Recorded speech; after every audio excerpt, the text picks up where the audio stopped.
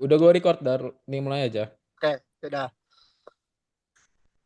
Assalamualaikum warahmatullahi wabarakatuh.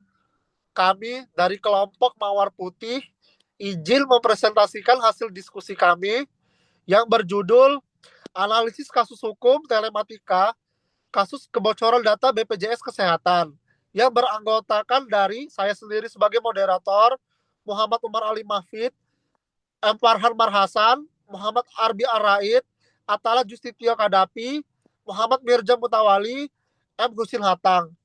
Selanjutnya kita akan ke materi. Next, ja. Yang akan dibacakan oleh Dapi. Kepada Atala dipersilahkan.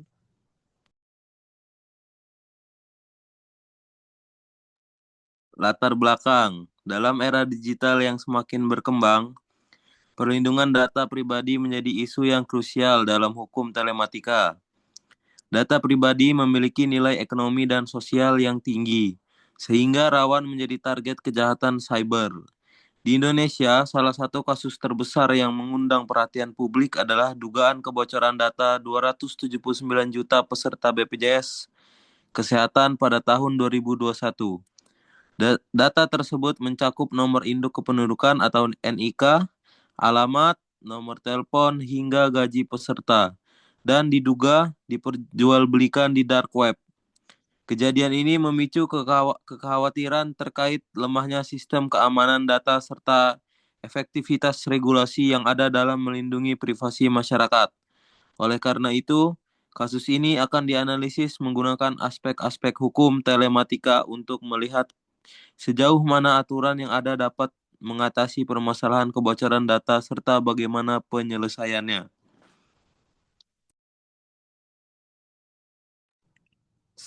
Slide 2 masih kamu, Dapi. Yang kedua ada permasalahan. Dalam kasus kebocoran data BPJS Kesehatan, terdapat beberapa permasalahan utama yang perlu dianalisis, yaitu yang pertama bagaimana aspek hukum telematika diterapkan dalam melindungi data pribadi masyarakat. Kasus ini menunjukkan adanya celah dalam sistem perlindungan informasi, baik dari segi teknologi maupun regulasi. Kedua, apakah regulasi yang ada seperti UU ITE dan UU PDP sudah cukup untuk mencegah serta menangani kebocoran data? Meskipun UU PDP telah disahkan, implementasi dan penegakan hukumnya masih menjadi tantangan, terutama dalam pengawasan serta akuntabilitas pihak yang lalai dalam menjaga data pribadi. Selain itu, penting untuk mengkaji bagaimana mekanisme penyelesaian hukum yang tersedia. Saat ini masih terdapat keterbatasan dalam mekanisme pengaduan dan kompensasi bagi korban, sehingga banyak masyarakat yang dirugikan tanpa ada penyelesaian yang jelas.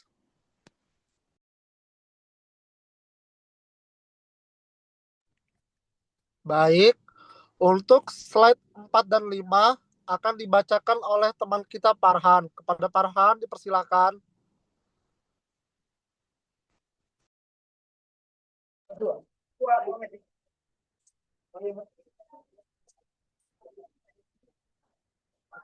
Teori menganalisis kasus ini. Beberapa teori dan regulasi hukum telematika digunakan sebagai dasar pijakan teori privasi dan perlindungan data dari Alan Westin menjadi acuan dalam memahami pentingnya hak privasi dalam era digital. Selain itu, UU No. 11 tahun 2008 tentang informasi dan transaksi elektronik UU ITE serta revisinya dalam UU No. 19 tahun 2016 menjadi regulasi utama yang mengatur keamanan informasi dan transaksi digital.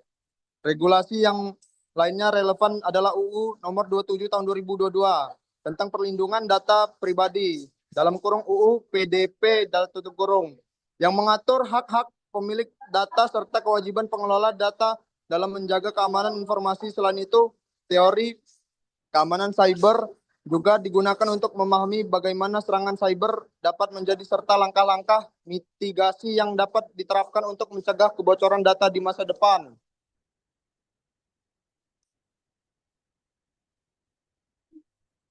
Metodologi penelitian ini menggunakan pendekatan studi kasus dengan menelaah dugaan kebocoran data BPJS Kesehatan sebagai objek utama.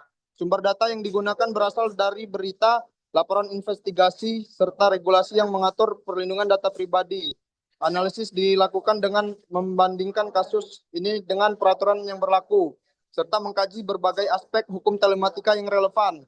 Melalui metode ini diharapkan dapat ditemukan solusi serta rekomendasi yang dapat meningkatkan perlindungan data pribadi di Indonesia.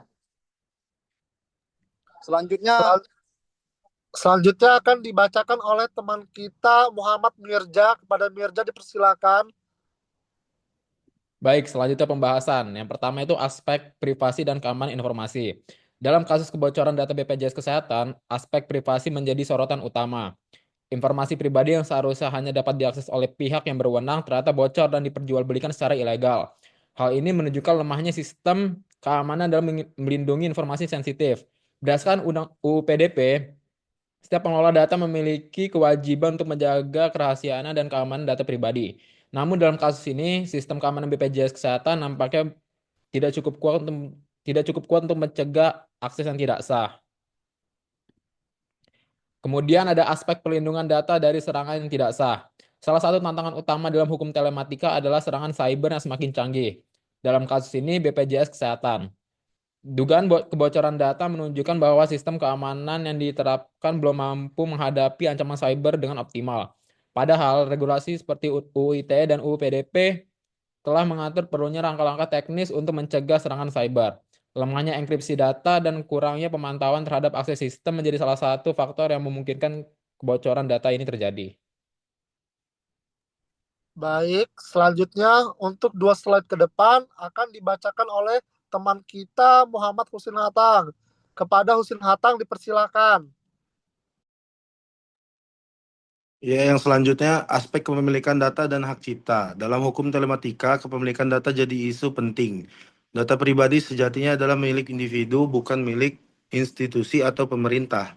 Oleh karena itu, individu memiliki hak untuk mengetahui bagaimana datanya dikelola dan siapa saja yang memiliki akses. Dalam kasus BPJS Kesehatan, kebocoran data menunjukkan adanya kelalaian dalam perlindungan hak pemilik data. UU PDP sebenarnya mengatur bahwa setiap institusi yang mengelola data pribadi harus meminta izin kepada pemilik data sebelum menggunakan informasi tersebut. Namun dalam praktiknya, regulasi ini belum sepenuhnya diimplementasikan dengan baik. Selanjutnya ada aspek pengurusan teknologi telematika. Teknologi telematika mencakup berbagai sistem komunikasi digital, termasuk layanan online dan telepon seluler. Dalam kasus kebocoran data, BPJS Kesehatan, data yang bocor dapat digunakan untuk berbagai kejahatan berbasis teknologi, seperti penipuan digital dan pencurian identitas. Hal ini menunjukkan bahwa perlindungan terhadap penggunaan teknologi telematika perlu diperkuat agar tidak disalahgunakan oleh pihak yang tidak bertanggung jawab. UU ITE telah mengatur batasan dalam penggunaan data pribadi, tetapi diperlukan mekanisme implementasi yang lebih ketat untuk mencegah penyalahgunaan data dalam ruang digital. Baik, untuk selanjutnya akan dibacakan oleh teman kita Muhammad Arbi Araid. Kepada Arbi dipersilakan. lalu selanjutnya ada aspek penyelesaian sengketa. Penyelesaian sengketa dalam kasus kebocoran data BPJS Kesehatan menjadi tantangan tersendiri. Hingga saat ini belum ada kejelasan mengenai tanggung jawab hukum yang diberikan kepada BPJS Kesehatan. Berdasarkan UU PDP, institusi yang terbukti lalai dalam melindungi data pribadi dapat dikenakan sanksi administratif dan pidana. Namun dalam kasus ini, langkah hukum yang diambil masih terbatas pada penyelidikan terhadap dugaan kebocoran data tanpa adanya ganti rugi kepada korban. Oleh karena itu, diperlukan mekanisme penyelesaian sengketa yang lebih efektif untuk memberikan perlindungan hukum kepada masyarakat yang dirugikan akibat kebocoran data. Selanjutnya akan dibacakan oleh saya sendiri. Kesimpulan dan saran, kasus kebocoran data BPJS Kesehatan menunjukkan bahwa perlindungan data pribadi di Indonesia masih menghadapi berbagai tantangan, baik dari aspek regulasi maupun implementasi keamanan. Regulasi seperti UU PDP sudah mengatur perlindungan data pribadi, tetapi pengawasan dan penerapan hukum masih perlu diperkuat. Untuk mencegah kejadian serupa di masa depan, diperlukan peningkatan standar keamanan cyber bagi institusi yang mengelola data pribadi. Selain itu, mekanisme penyelesaian sengketa harus diperjelas agar korban kebocoran data mendapatkan perlindungan hukum yang lebih baik.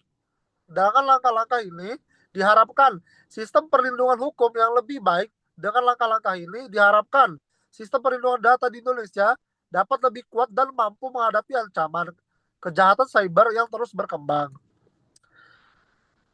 Berikut adalah presentasi dari kelompok kami, kelompok Mawar Putih. Kami harap dengan adanya materi dari kami dapat membantu peningkatan untuk ilmu ke depannya. Terima kasih, saya akhiri. Wabillahi taufiq wal hidayah. Wassalamualaikum warahmatullahi wabarakatuh. Waalaikumsalam warahmatullahi wabarakatuh. Waalaikumsalam warahmatullahi Screen wabarakatuh. recordnya mati dulu, Jak.